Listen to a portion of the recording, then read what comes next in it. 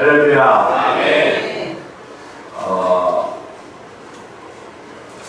우리 옆에 분들하고 먼저 인사하시겠습니다. 하나님께서 함께 하십니다. 우리가 그림 하나, 사진 하나. 이게 좀 웃기죠. 원숭이 세 마리가 이렇게 어느 한 동조국이라는 곳입니다. 일본에 있습니다.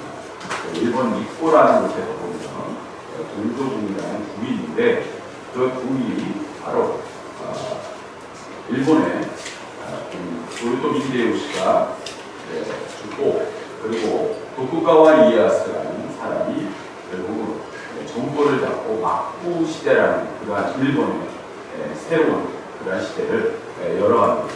그때 이 도쿠가와 이에야스가 정말 막강한 그런 권력을 잡고 막부 정치를 하기 시작할 때, 정말 일본에는 어떻게 보면 오랫동안 이 막부로 인한 어떤 그러한 메이지 유신이라는 그러한 시간까지의 긴 몇백 년의 시간을 바로 도쿠가와 이에야스의 권력 아래서 보내게 됩니다.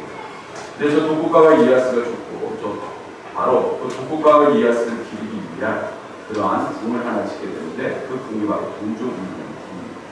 근데 저 궁이 이렇게 장하게 얘기할 건 아니고, 저 궁이 유명해진 거는 도쿠가와 이에야스보다도 사실 저 세 마리 원숭이 때문에 유명해졌어요.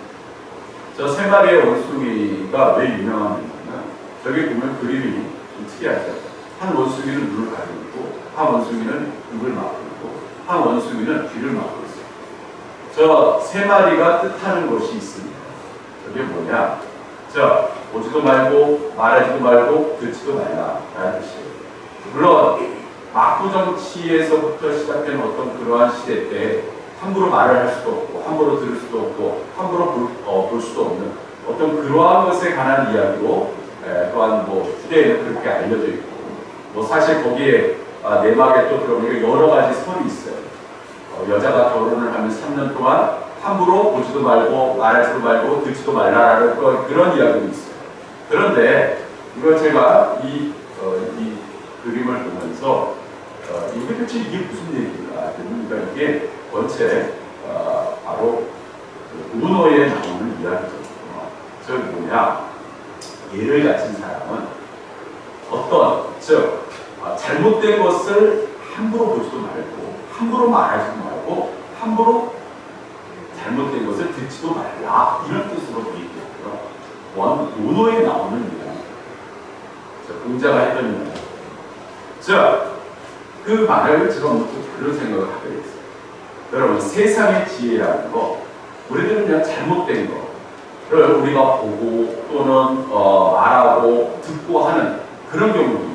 근데 그거를 우리들이 요새 보면 여과 없이 우리들은 그거를 보고 말하고 듣는데 굉장히 익숙해져 있다는 겁니다.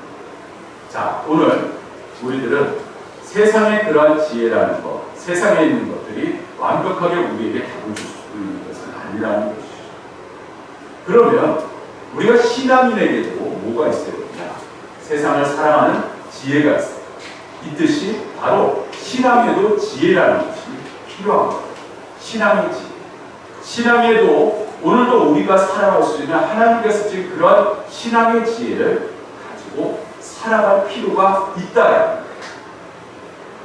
여러분, 여러분들이 오늘 왜 오셨습니까? 오늘 우리들이 예배 드리러 왔잖아요.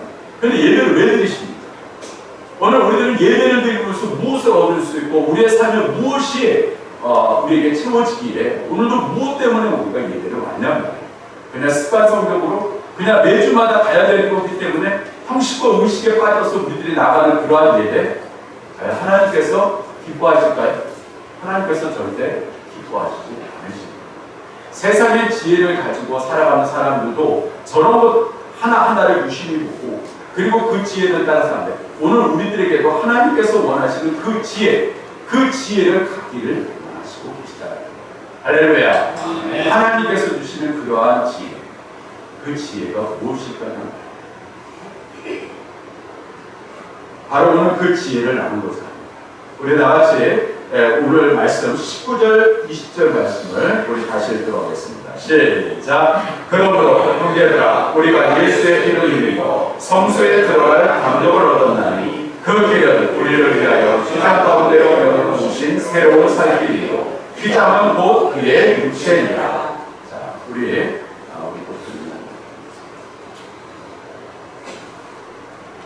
자, 저게 뭘까요? 저건 바로 이스라엘 백성들이 하나님께서 출애굽하는 그릇이에요. 하나님께서 만들어 놓으시라는 그러한 성막이라는 것이죠. 성막을 아주 구체적으로 잘 묘사를 해놨어요. 성막에는 크게 성소와 지성소로 구별이 있습니다. 바로 앞에 있는 바로 떡상, 저기에 있는 금촛대, 분향단이 모여있는 성소라는 것이고요. 그리고 저기 커튼이 쳐져 있죠. 저 커튼 뒤에를 지성소라고 합니다. 자, 지성소에는 무엇이 들어있을까요? 바로 법궤 또는 시운자라는 가운데 바로 특별하게 저기 그 법궤 위에는 바로 구름이라는 천사의 형상이 있고 그 가운데 거기 시운자라 그래서 저 시운자에 하나님의 임재가 있는 초소로 알려져 있습니다. 자, 저 밖에는요, 지금 보면은 제사장이 있죠. 제사장이 저기에 있는 성소까지는 자유롭게 들어갈 수 있어요. 그러나 안에 있는 저 커튼, 안에 있는 지성소, 즉 법궤가 놓여져 있는 곳에는 함부로 들어갈 수가 없었다는 것이에요. 왜 없었을까요? 하나님께서 함부로 들어오지 못하게 했어요.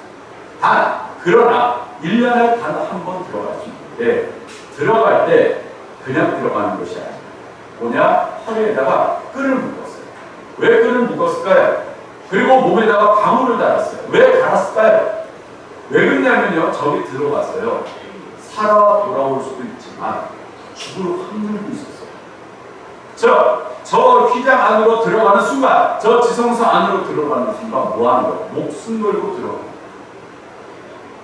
들어가서 하루가 지났어요. 조용해. 이틀이 지나가서 조용해. 그럼 어떻게 됩니까? 죽은 거예요. 누구에게? 하나님께서 저 제사장은 죄를 묻어서 죽여버렸어요. 함부로 들어갈 수가 없으니까 뭘로요? 끈으로 끌어서 제사장을 끌어냈어요. 하나님이 저렇게 무서우신 하나님이셨어요. 함부로 저 안에 들어갈 수가 없는 거예요. 그러니까 저 지성소 안은 거룩한 곳이에요.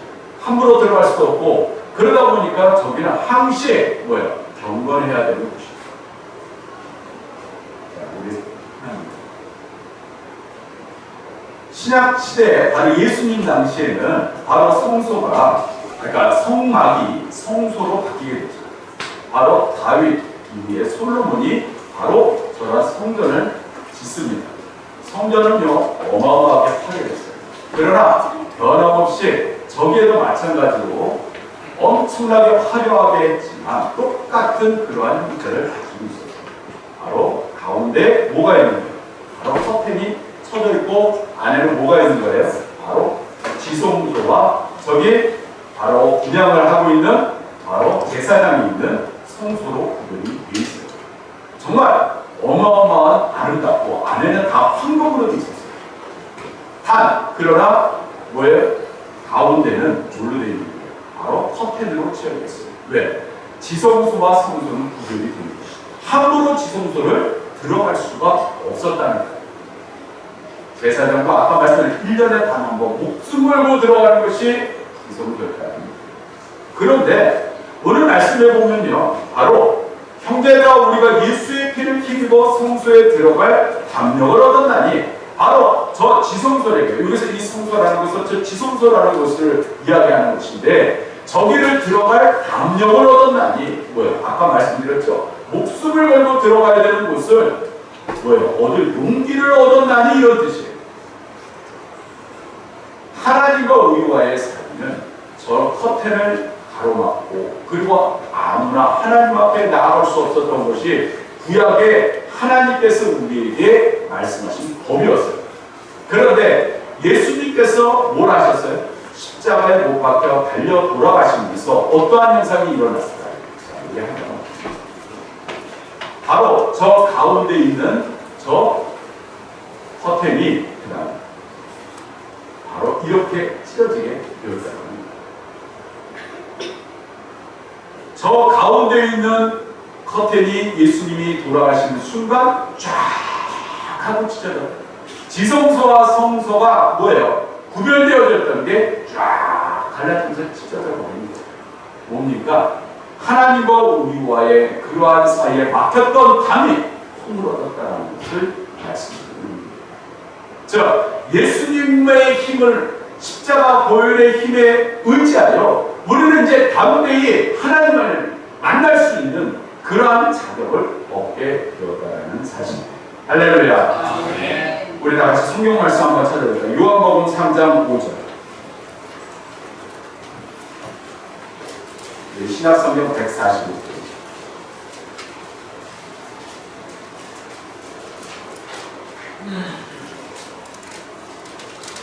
자, 신약성경 145쪽. 요한복음 3장 5절 말씀. 다 같이 한 목소리 읽겠습니다. 시작. 예수께서 대답하시되 진실로 진실로 내게 이르노니 사람의 물과 성령으로 나지 아니하면 하나님의 나라에 들어갈 수 없느니라. 에스겔서에서 보면요, 성전에서 흐르는 물이 바로 이스라엘의 전역을 적시고, 그리고 그 적신 그러한 돼지가 죽어가던 돼지가 그리고 죽어가던 것들이 소생되어진다라고 나와 있어요. 그런데 신약계 오늘 이 요한복음 3장 5절에 보면요, 사람이 물과 성령으로 거듭나지 않으면 바로 하나님 나라, 하나님께로 나아갈 수가 없다라고 예수님께서 말씀하셨어요. 즉, 예수님께서는 바로 우리를 위해 십자가를 지실 때 뭐를 쏟으셨어요? 바로 피와 물을 쏟으셨어요. 우리 몸에 피가 쏟아지고 우리 몸에 물이 있다는 것은 여러분 아시나요? 우리들은 피만 생각하죠. 우리 몸에 이루고 있는 70%는 물입니다. 즉, 물과 피를 예수님께서 십자가에 달리실 때 쏟으셨다고 말씀하셨어요. 우리가 알고 있어요. 마찬가지로 예수님께서 쏟으신 그 물과 피를 통하여 바로 하나님께로 나아갈 수 있는 일이 생기게 되었다는 사실이에요. 여러분들, 오늘 우리들은요, 예수님을 앞에 나왔어요. 우리가 예수님 앞에 나와서 우리들은 무엇을 할까요? 오늘 이 예배를 드리죠. 예배를 드리면서 아까 말씀드려서 무엇을 얻으러 나오셨고 무엇을 만나러 나오셨고 여러분들의 삶에 무엇을 기대하며 이 자리에 앉아 계시냐는 아무 생각이 없어요. 그냥 형식과 아까 말씀드린 의식 속에서 빠져나오는 그냥 그러한 삶과 그러한 형식 속에서 살아가는 일부분으로 우리들의 삶이 진행이 되고 하나님께 예배드리는 것, 아까 말씀드렸듯이 하나님께서 원하시는 것은 아니고 우리들은 담대히 오늘 이 시간 하나님을 만나실 수 있는 시간이 될 수 있기를 주님의 이름으로 축원합니다. 우리들은 그렇습니다. 아니, 하나님을 보여주세요. 하나님을 보여주세요. 여러분들, 오늘 여러분들이 이 시간 하나님의 은혜 가운데 거하면 여러분들은 하나님을 만날 수 있어요. 그리고 그 은혜 가운데 거하는 삶 가운데에서 저와 여러분들의 삶과 여러분들의 마음이 변화되고 역사되어지는 그 하나님의 놀라운 그 시간이 시작되어진다는 사실을 여러분들 아십니까? 오늘 우리들은요, 바로 그것을 우리들은 생각을 해야 합니다. 오늘 저 앞에 있는 제사장, 저 제사장을 성경에 보면 예수님께서 대제사장이 되셨다고 하셨어요. 그런데 그 대제사장 스스로가 자기가 희생 제물이 되신 거예요. 그리고 하나님께서 오늘도 저와 여러분을 부르신 그 길로 오늘도 저와 여러분들을 부르시고 계신다는 사실이에요. 바로 오늘 저와 여러분들이 주님의 부름에 응답해서 나아가는 그러한 삶으로 주님께서 손을 내밀고 계시다는 사실입니다. 어떤 분들은 그래요. 오늘도 우리가 이 시간에 하나님께 나아가는 길이 굉장히 부담스럽게 생각하시는 분들 계십니까? 나는 왠지 교회만 나오면 부담스러워. 왠지 교회에서 쓰는 용어가 굉장히 낯설어. 교회에서 뭔가 하는 것이 형식적인 것이 같고 그리고 가식적인 것 같아. 그러한 사람들 의외로 많습니다. 아니, 뭔가 이렇게 좀 삶에서 좀 내추럴하게 좀 자연적으로 내가 즐기고 싶고 좀 자유롭게 살고 싶어, 뭐 좀 그런 인생을 갖다가 좀 살았는 게 더 행복하지 않을까? 제가 이번 주에 자유론이라는 책을 한 권 읽었어요. 제임스 스튜어트 밀이라는 사람이 쓴 말 그대로 어떤 유럽의 어떤 지금의 그런 근거를 이뤘던 그런 자유사상을 내포하고 있었던 그런 대표적인 저서예요. 제가 그 책을 다 읽고 내린 결론이 있어요. 거기서 그렇게 얘기하죠. 사람이 자유롭게 사는 것이 행복한 것이다. 물론 맞아요. 오늘도 좋아요. 여러분들이 자유롭게 이 시간 예배 안 드려도 되죠. 나가서 이 시간 마음대로 여러분들의 인생을 마음대로 즐기는 거 좋습니다. 그러나 거기 이렇게 됩니다. 그러나 과연 그것이 진정한 자유입니다. 여러분들과 저에게 묻습니다. 여러분들과 저에게 삶에서 과연 그것이 진정한 자유라고 할 수 있겠습니다. 그것이 내 삶에 잠깐만의 만족을 주고 잠깐만의 어떤 뭔가를 갖다가 리프레시하게 뭔가를 갖다 회복시키는 것은 잠깐뿐일 거예요. 우리에게 영원한 답을 줄 수는 없는 거예요. 여러분 그렇습니다. 예수님께서 십자가를 지시고 그리고 십자가의 그러한 은혜 가운데 가장 중요한 지혜, 그 뜻은 우리가 하나님께로 나아가면 우리의 영혼과 삶의 변화가 되어지고 회복되어지고 치유되어지고 하나님의 귀한 은혜의 시간이 시작된다는 사실. 할렐루야. 오늘 우리들은 바로 그것을 믿고 나아가고 그리고 그것을 오늘도 경험하며 오늘 이 예배 시간에 하나님을 만나는 그런 시간이 되어야 되는 줄 믿습니다. 아멘. 히브리서 4장 14절에서 16절에 이런 말씀이 나옵니다. 그러므로 우리에게 큰 대제사장이 계시니 승천하시니 곧 하나님의 아들 예수시다. 우리가 믿는 도리를 굳게 잡을지어다. 우리에게 있는 대제사장은 우리의 영혼을 동정하지 못하실 이가 아니요 모든 일에 우리와 똑같이 시험을 받으신 이로되 죄는 없으시니라. 그러므로 우리는 궁일하심을 받고 때를 따라 돕는 은혜를 얻기 위하여 은혜의 보좌 앞에 담대히 나아갈 것입니다. 할렐루야. 아멘. 오늘 우리는 담대히 나아가야 된다. 여러분 주저앉고 뒤쪽에 어떻게 하면 그것이 그냥 뒷자리에 앉아서 그냥 뭔가를 갖다가 그냥 뭐 영화 보는 것처럼 연극 보는 것처럼 무슨 공연 보는 것처럼 뒷자리에 앉아서 앞에서 그냥 뭐 목사님이 뭐 그냥 원맨쇼 하듯이 어떤 연사가 뭐 어떤 또한 뭐 프로그램을 하듯이 그런 것이 아니라는 거예요. 여러분 오늘도 좋아요. 여러분은 하나님 앞에 나아가야 됩니다. 제가 예전에 은혜를 받는 그러한 시간 속에서 사실 저도 앞자리보다는 뒷자리가 굉장히 익숙한 사람이었어요. 제가 학교 다닐 때도 앞자리는 왠지 부담스러웠어요. 그런데 사실 선생님의 영향이 있었어요. 제가 키가 크다 보니까 예전에는 순서대로 자리를 앉게 했죠. 앞에는 키가 작으면 뒤에는 키가 크네. 근데 자연스럽게 나중에는요 앞자리가 부담스러워서 익숙해지다 보니까 앞자리를 앉는 게 굉장히 힘들어요. 근데 어느 날부터 앞자리가 부담스럽다 보니까 선생님 말씀이 제대로 들리지 않고요. 뒷자리는 아무래도 선생님의 시각 바뀌지 않아요. 근데 예전에 제가 은혜를 받는 순간에 사실 그 자리가 뒷자리였어요. 근데 그 뒷자리에 앉아서 그래 앞에서 뭘 하나 구경하는 거예요. 도대체 뭘 하는 것인가. 그런데 제가 은혜를 받고 바뀐 게 아니었어요. 그게 뭔지 아세요? 하나님 앞에 담대히 나아가는 그리고 하나님을 만나는 그러한 시간 속에서 내가 앞으로 나아가게 돼요. 점차적으로 중간 그리고 맨 앞 은혜를 받기 위해서 나도 모르게 앞으로 나아가게 된다는 거예요. 물론 뒷자리에 계신 분들이 그게 잘못됐다라는 건 아니에요. 그러나 내가 그때 느낀 것은 내가 하나님의 은혜를 사모하고 있구나. 하나님의 은혜를 사모하니까 나도 모르게 앞으로 나도 모르게 나가게 돼요. 왜? 하나님을 만나지 않고는 내가 하나님의 은혜 가운데 거하지 않고는 내가 못 살게 돼요. 할렐루야. 아멘. 오늘 그렇습니다. 여러분 다시 한번 말씀드립니다. 여러분 오늘 시간 외우셨습니다. 하나님의 은혜를 경험하지 못하면 예배가 아닙니다. 하나님의 은혜를 경험하지 못하면 성도의 삶이 아니에요. 하나님의 은혜 가운데 거하지 않으면 우리의 삶은 공부하고 피곤하고 늘 삶에서 절망만을 이야기할 수밖에 없을 거예요. 여러분 그렇습니다. 오늘도 저 찢어진 저 커튼 뒤에 있는 바로 그 하나님을 만날 수 수 있어요. 그리고 그 만나는 과정 속에서 예수 그리스도 보혈의 십자가의 은혜 가운데 우리는 다음 배에 나아갈 수 있는 그 길이 열리게 된 것이죠. 오늘도 저와 여러분이 그 하나님의 나라, 하나님의 은혜 가운데 거하시기를 주님의 이름으로 축원합니다. 우리 본문 말씀, 우리 다시 돌아와서 23절 우리 말씀 읽도록 하겠습니다.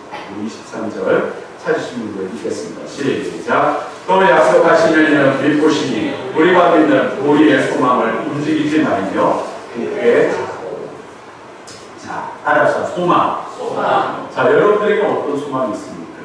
뭐 더 좋은 집으로, 더 좋은 차로, 더 여유로운 삶으로 우리들은 그것을 가장 기본적인 우리의 삶의 어떤 목적으로 생각하며 살아가는 경우가 있습니다. 과연 그런데 그것이 우리에게 정말 진짜 소망으로 딱 그것이 만족함이 돼서 살아갈 수 있는 그러한 삶이 될까요? 아니거든요. 그렇지가 않아요. 제 아내 친구가 미국에 살고 있는데 어느 날 통화하는 이야기를 듣고 저하고 잠깐 이야기를 나눴어요. 미국에 살면서 그 친구의 꿈이 뭐냐? 집을 사는 거예요. 집을 사는 거예요. 근데 집이 생각보다 미국 집이 물론 뭐 도시와 가까우면 비싸겠죠.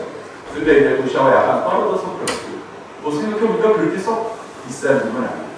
그런데 집을 살려면 집에 3%를 갖다가 먼저 은행에다가 내야 됩니다. 그런데 그 3%가 없는 거예요.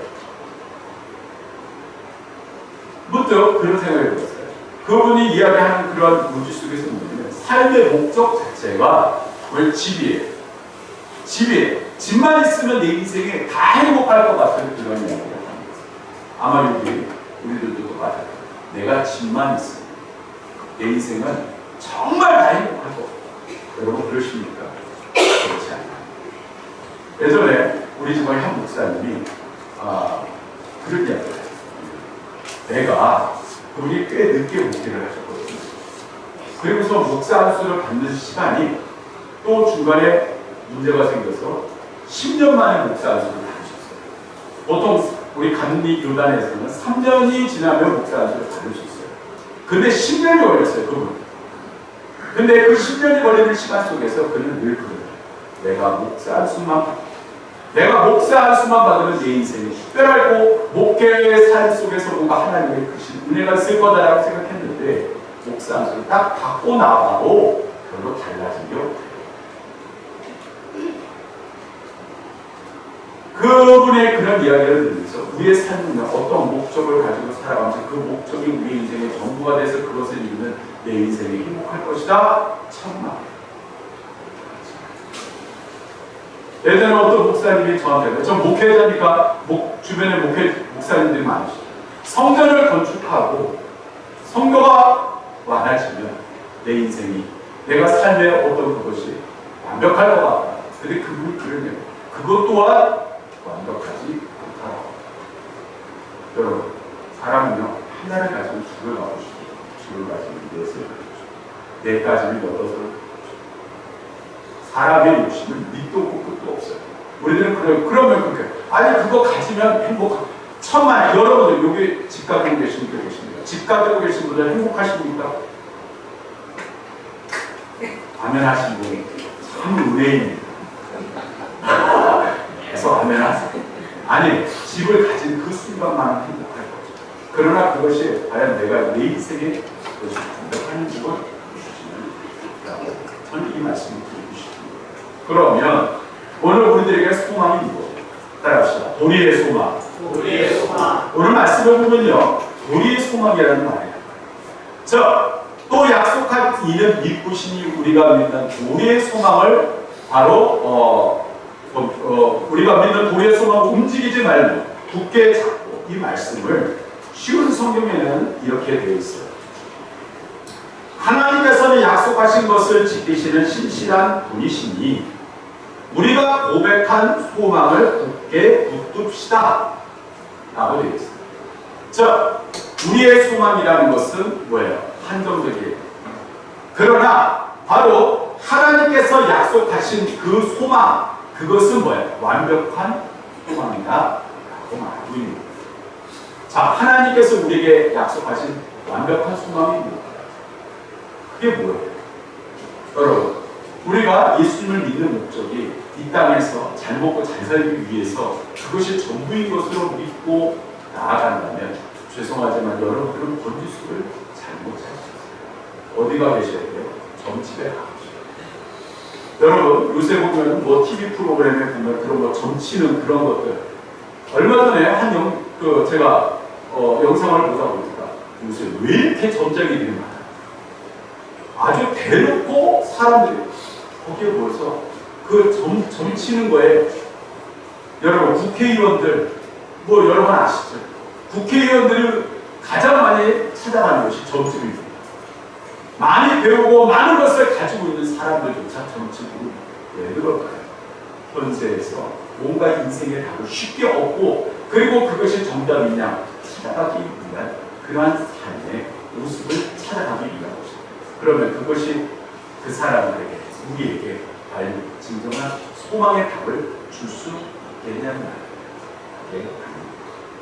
오늘 우리가 예수를 믿는 것은 바로 이 세상에 하나님이 주시는 하나님의 은혜, 하나님의 소망, 하나님이 주신 꿈을 가지고 살아가지만 우리가 또한 저 세상에서도 하나님의 소망, 하나님의 은혜 가운데 살아갈 수 있는 그 길을 주님께서 열어주시기 때문에 할렐루야. 아멘. 여러분, 오늘 저와 여러분이 그렇습니다. 내세의 소망이 없다면 우리가 이곳에 있을 이유는 없는 거예요. 하나님께서 오늘도 우리에게 주신 바로 예수 그리스도께서 지신 그 십자가 보혈의 그 길이 바로 저 하늘의 문, 우리가 구원받을 수 있는 그런 구원의 길을 열어주신 것이라는 사실입니다.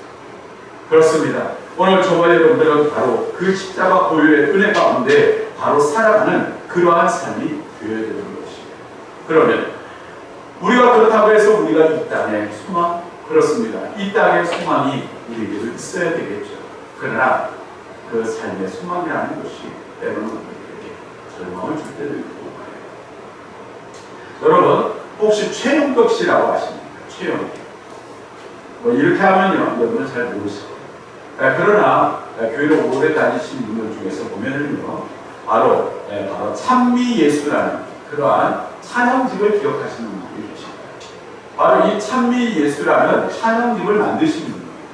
근데 우리들은 찬미 예수 하면은 뭐 찬미 예수 뭐 1000, 찬미 예수 500, 뭐 1500, 뭐 근데 이 책이 엄청 많이 팔렸어요. 뭐 100만 부, 200만 부, 참이 1500만, 300만 부 엄청나게 팔린 찬양집이죠. 그리고 그림이 들어가 있고요. 근데 우리는 거기까지만 알고 있어요. 이 최영덕 씨 같으신 분이 하나님을 만나는 과정 속에서 예전에 한 영상에서 이 분의 영상을 보면서 정말 큰 은혜를 받았어요. 자기의 삶에 대한 이야기를 하시면서 자기가 삶이 정말 공고했다라는 거예요. 정말 부모님이 자기를 버리고 그리고 그런 불안한 시절 속에서 자기가 루마티스 관절염이 너무 심해서 나중에 다리를 거의 못 쓰게 돼요. 이분이 마지막으로 찾아온 곳이 오산기도고 하나님 앞에 울며 기도하면서 하나님 왜 내 인생이 모양입니까? 왜 나에게만 이러한 일이 일어납니까? 하나님하고 통곡하면서 기도하는 그 가정 속에서 하나님의 음성을 듣게 됩니다. 어떤 음성을 듣습니까? 어찌하여 나를 바라보지 않고 문제만 바라보느냐? 하나님의 음성이 들렸다라는 거예요. 이분이 그러면서 그 음성을 듣고 나서 하나님 앞에 통곡하며 하나님 제가 주님께서 주신 그 뜻을 온전히 받들며 살겠습니다 하는 그러한 인생으로 그리고 하나님 앞에 헌신하는 인생을 살게 돼요.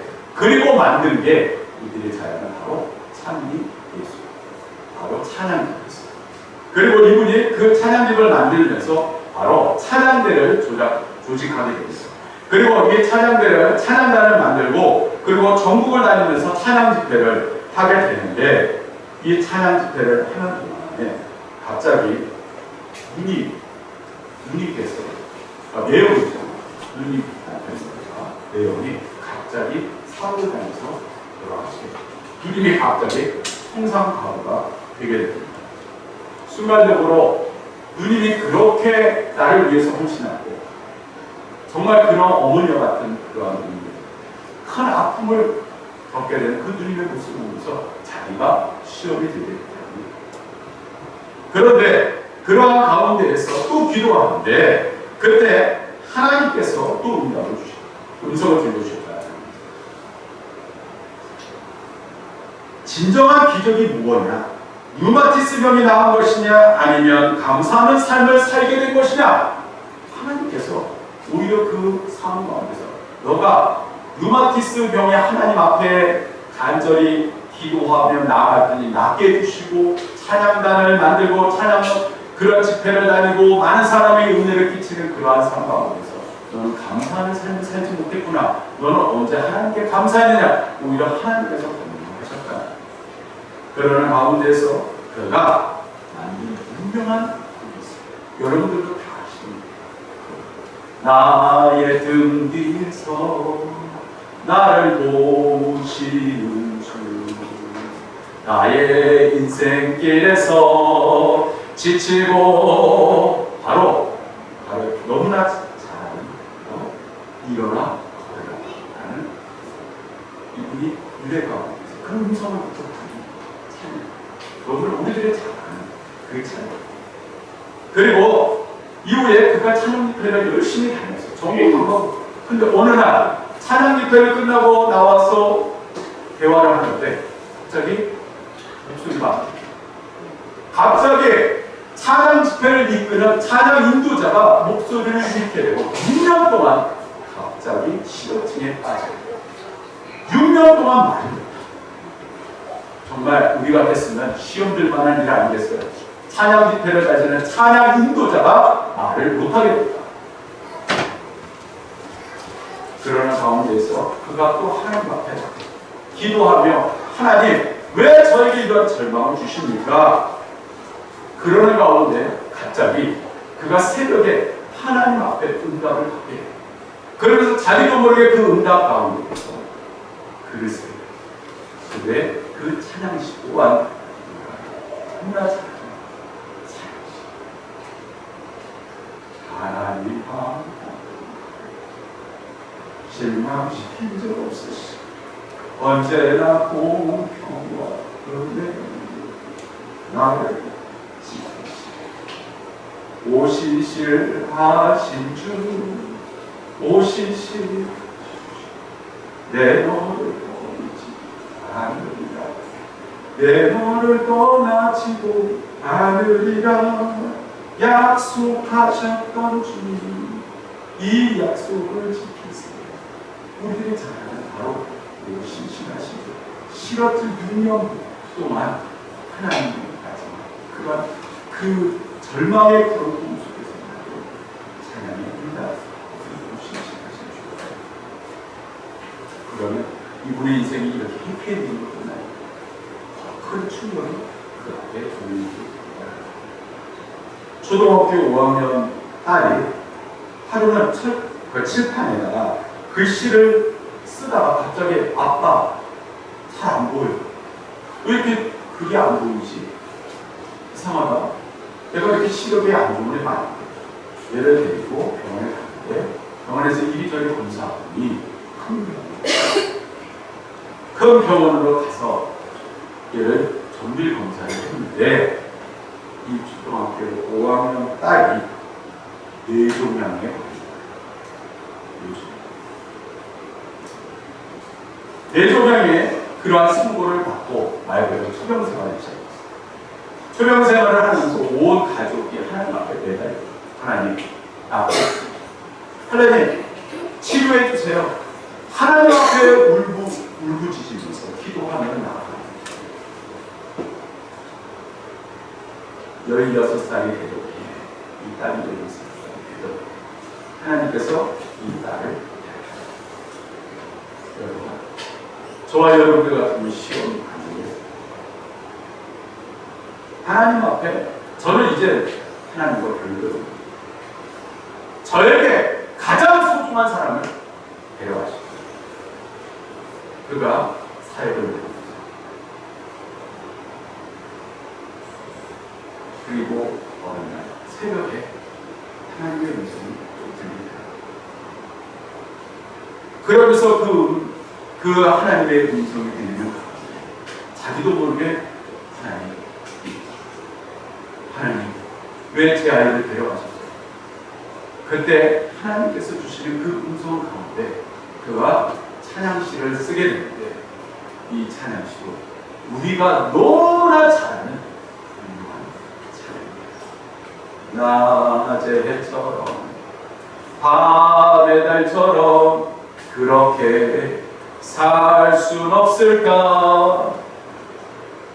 욕심도 없이 바로 그 찬양, 그가 그 16살 딸을 잃고 나서 방황할 때 하나님께 주신 음성 가운데 씌어진 찬양.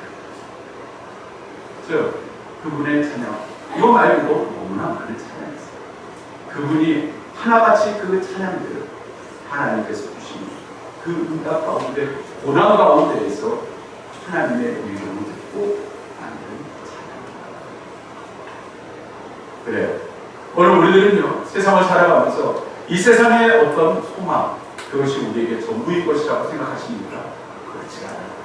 저와 여러분들은 이것도 또한 하나님께서 주시는 저 천국으로 가는 그런 과정 속에서의 삶의 일부분인 것이거든요. 예수 그리스도를 믿고 소망 가운데 살아간다는 것은 단순하게 우리 이 세상의 잠깐만의 만족으로 끝나는 그러한 소망만을 이야기하는 것이 아니라는, 여러분 그렇습니다. 어느 날 내가 가장 사랑하고 내가 의지하고 내가 그것이 전부인 것이라고 생각하는 것들이 어느 날 갑자기 나를 떠나고 내가 없어지고 놓치고 그것이 내 손에서 내 삶에서 떠나가는 순간 우리는 절망하고 좌절하고, 그러나 여러분들 아시나요?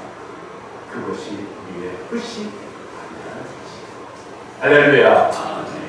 오늘 우리들 저 하늘을 소망하면서 저 하늘을 소망하면서 하나님 앞에서 살아가는 주님께서 부르신 인생인 줄 믿습니다. 우리 마지막으로 우리 24절, 25절을 읽도록 하겠습니다. 우리 본문으로 돌아가서 24절, 25절 읽겠습니다. 시작. 서로 돌아와 사랑과 사랑을 격려하며 모이기를 대하는 어떤 사람들의 습관과 같이 하지 말고 오직 권하여 그날의 가까움을 볼수록 더욱 그리하자. 우리가 유럽에 특히 뭐 이탈리아나 또는 저기 터키 쪽을 가보면 우리가 이제 기독교에 꼭 가봐야 되는 곳이죠. 그게 뭐냐? 바로 지하교회, 카타콤이라고 하죠. 지하교회. 뭐 여러분들에게 몇 번 말씀드려서 뭐 아시겠지만 지하교회를 가면 나도 모르게 엄습해집니다. 왜 엄습해지냐? 우리 믿음의 선배들은 정말 하나님 앞에 정말 내가 주님만을 바라보고 자기 인생을, 자기의 삶을 헌신을 했어요. 그 헌신이라는 게 뭡니까? 우리는요, 우리의 삶이 너무 풍요롭죠. 먹고 사는 게 지장 없어요. 삶의 그러한 것이 때로는 그냥 좋은 집, 좋은 차, 내 자녀, 뭔가 성공하고 뭔가 떳떳해지고 남들 앞에서 보여지는 것을 위해서 살아갈 때 우리 믿음의 성도는 그렇지 않았어요. 내 삶을 그냥 통째로 하나님께 드렸다. 굉장히 우리들 이걸 이야기하는 지금은 낯설고 그때는 그랬겠지 라고 할 수 있겠지만 그 당시에도 그냥 내 인생을 하나님께 헌신하지 않고 잘 먹고 잘 살기 위한 그러한 삶으로서 살아갈 수 있는 길은 수없이 많았어요. 그런데 우리 믿음의 선배들 다 내려놓고 단순하게, 그리고 가장 인생의 가장 중요한 예수 그리스도를 위하여 자기의 삶을 지하고 태양을 피해서 내가 예수님께 예배드리고 예수님께 기도하고 예수님을 만나기 위해서 오히려 지하로 들어가요. 여러분, 그런데 그 지하에 가보면 참 인상 깊은 게 있어요. 무엇입니까? 거기는요, 함께 살 수밖에 없는 곳이에요. 초대교회는요, 함께하는 공동체였어요. 함께 했다라는 게 뭐냐? 먹는 것도, 입는 것도, 배우는 것도 함께하는 그런 시간들이 많았다. 초대교회를 가보면요, 초대교회 교회는 함께하는 곳이었어요. 오늘 저와 여러분들이 드린 이 예배의 처소 이 오메가 교회도 바로 함께하는 곳이에요. 그런데 말세에 가면요. 자, 말세에 가면 어떤 현상들이 많아지는지 아십니까? 말세에 가면요. 너 따로 나따라. 너 따로 나따라. 개인의 권리, 내 인생에 침범하지 마. 대화하기 싫어. 요새 젊은 사람들은 가까이 있어도 대화를 뭘로 하는 경우가 많아요? 카톡으로 합니다. 같이 마주보고 있어도요. 카톡으로 대화하는 그러한 청년들도 있어요. 왜? 얼굴 보는 게 부담스러워. 얼굴 보면 왠지 모르게 두려워요. 남하고 만나고 대화하고 함께하는 것 자체가 굉장히 두렵고 부담스러워요. 우리들은 그렇습니다. 그것이 참 개인의 권리를 존중하고 그것이 인생의 행복이라고 생각하십니까? 그렇지 않아요. 여러분, 사람은 뭐예요? 함께하는 거예요. 함께하는 거예요. 그러면 교회도 어떤 곳이에요? 교회도 함께하는 곳이에요. 사실 마태복음에 보면 이런 말씀이 나와요. 두세 사람이 네 입으로 모인 곳에는 나도 그들 중에 있느니라. 두세 사람이 네 이름으로 모인 곳에는 나도 그들 중에 있느니라. 할렐루야. 아멘. 오늘 우리는 함께 하고 있어요. 오늘 예배도 함께 드리고 있어요. 우리가 두세 사람이 모인, 우리가 두세 사람보다 이곳에 더 많이 모이잖아요. 하나님 앞에 함께 예배드리고 있는 것이라는 것이에요. 성경에 보면요, 혼자 하는 사람이 좋게 보이는 곳이 별로 없어요. 성경에 보면요, 아간이라는 사람이 나와요. 아간이 하나님 앞에 이스라엘 사람들에게 받은 응답이 있어요. 뭘까요? 너희들은 바로 하나님께서 주신 바로 그러한 여리고 성을 무너뜨려서 절대 그 안에 있는 것을 함부로 손대지 마라 라고 했어요. 그런데 이 아간 눈에 뭐예요? 자기 욕심에 자기 혼자 금덩어리를 챙기고 자기의 욕심으로 자기의 것을 챙겨요. 결국 어떻게 됐을까요? 결국 그 아간 하나 때문에 그 다음에 아이성의 전투에서 이스라엘 백성들이 큰 패배를 맛보게 돼요. 아이성은 그냥 들어가서 싸워도 이스라엘 백성들이 쉽게 이길 수 있는 그러한 성이었어요. 그런데 아이성의 전투에서 처참한 패배를 맛보게 돼요. 이유는 뭐예요? 아간 하나 때문에. 오늘 저와 여러분들이 그래요. 이런 분들이 있으시더라고요. 저를 위해서 기도해 주세요. 근데 저는 그분에게 묻고 싶어요. 그럼 당사자는 기도를 안 하시겠다는 거예요. 오늘 우리들은요, 함께하는 그러한 곳, 전에 하나님이 주시는 함께하는 교회가 있어요.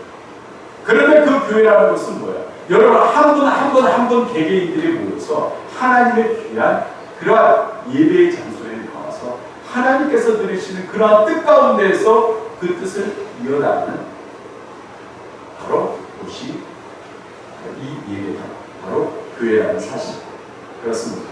저는 우리 오메가 교회가 참 그것에 대해서 너무 하나님 앞에 감사해요. 비가 오든 바람이 불든 천지가 대벽을 하든 우리들은요 함께하는 그러한 곳으로 모이기를 패하는 어떤 사람들이 습관처럼 하지 않고 그리고 뭐예요? 그날이 뭐예요? 바로 주님이 오시는 그날. 어떻게 보면 세상의 말세라고 할 수 있는 건 정말 모이기가 너무 힘들어요. 그럴 때 우리는 더 모이기를 힘쓰는 하나님께서 주신 그런 은혜 가운데 하나 되어지는 바로 그러한 사람들. 바로 그것이 진정한 하나님께서 원하시는 교회인 줄 믿습니다. 오늘 그렇습니다. 오늘 저와 여러분의 주님 앞에 왔습니다. 여러분 오늘도 주님이 주시는 은혜 가운데 구할 수 있기를 주님의 이름으로 소원합니다. 하나님의 주신 능력의 숲을 붙잡고 나아가는 주님의 귀한 사람들이 되길 축복합니다. 오늘 그렇습니다. 오늘 이 시간 여러분이 그냥 돌아가지 마시고 주님 제가 왔습니다. 제 연약한 것, 제 삶에 어렵고 힘든 것 주님 아십시오. 주님의 은혜, 주님의 십자가 손길로 붙잡아 주시고 저를 일으켜 세워 주시고 하나님의 놀라우신 능력 가운데 살아갈 수 있는 주님의 백성이 되게 하여 주시옵소서. 우리가 기도하며 주께 맡기며 하나님의 은혜 가운데 날마다 살아가시는 사랑하는 성도 여러분 되시기를 주님의 이름으로 축원합니다. 내가 아직 찬양하시고